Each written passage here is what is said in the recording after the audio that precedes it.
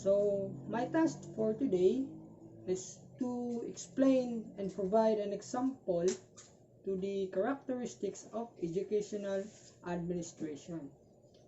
Okay, so at this moment, let me define first what is educational administration.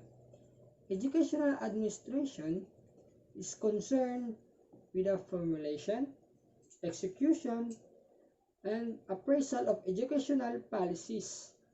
A school comes into being through the process of organizing, and then comes its administration. Running or functioning of the school is the job of the institution's head, but it doesn't mean that the only head is responsible for administration. The head is the leader or leader who is to make all other members follow him. Thus, educational administration is more or less a cooperative undertaking with collaborative efforts of all. On the other hand, there are 10 characteristics of educational administration. The first one is educational administration is an integrated process. It is regarded as the process of integrating appropriate human and material resources that are made available and effective for achieving the purpose of a program in an educational institution. For example, administering a school does not only handled by the principal himself, but also with the help of the teaching and non-teaching staffs by means of deliberate planning, organizing, synthesizing, and control and evaluation. Number 2, educational administration is a human process. It is a human process which is influenced by several elements such as social, political, philosophical, and physiological and other human aspects. For example, educational administration involves interacting with different people, making connections with them that will strengthen the support system of these stakeholders. That's why a principal who have known someone in the government much more likely to have new buildings in his school campus and had lots of project donations with his school.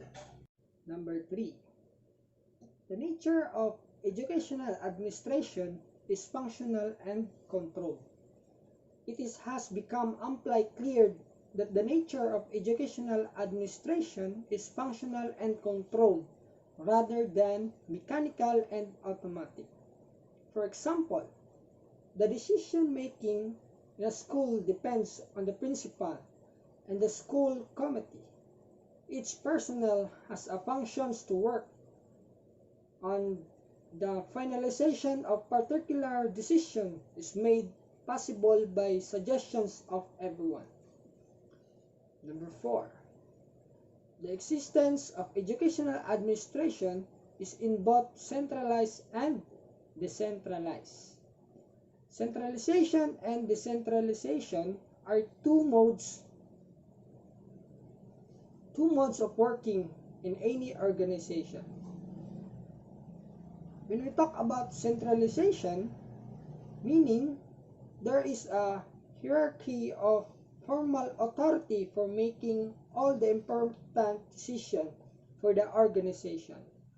For example, in planning for the school event, the Supreme Student Government or the SSG had made a proposal out from their committee's deliberation.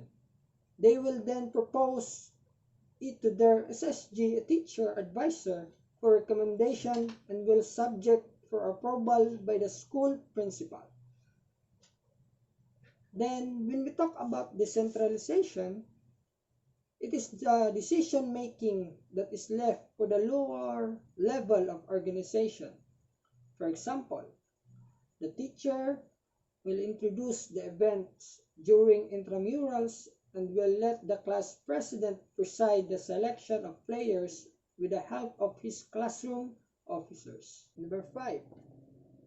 The form of educational administration is always dynamic, meaning the nature of educational administration depends on social, economic, and political situation of the country. For example, it is dynamic process for it develops the administration in schools according to changing situation and times. It is characterized by change actively and progress of one's country. Number 6. The objective of the nature of educational administration is to bring about improvement in the working of the school. It works to bring improvement in the functions of the teachers, students, and other workers in school. For example, a child's lifelong learning is the main objective of the school. This will only be achieved if the implementation of the curriculum was well implemented through the correct way of educational administration. Okay, next. Number 7.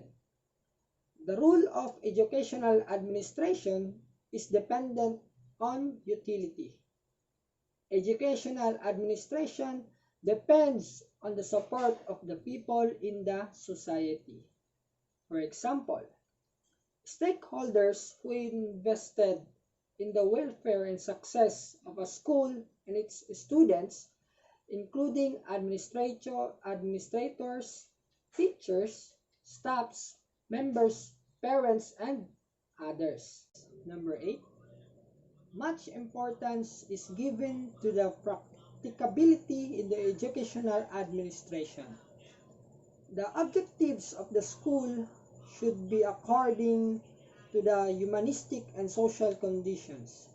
For example, the school policies and functions should be attainable and practical that it can be useful for the society.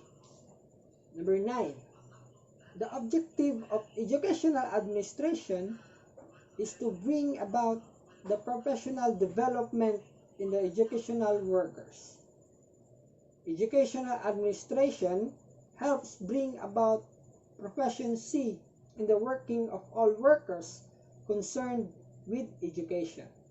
For example, providing the teachers with trainings and seminars that will help them upgrade their educational and professional skills.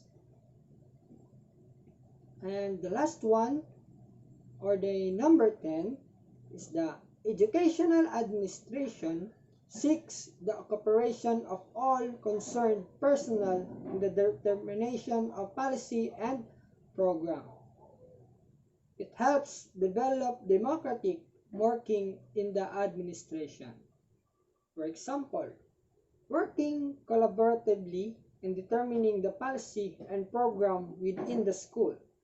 A cooperative efforts of the teachers, non-teaching staffs with the leadership of the principal.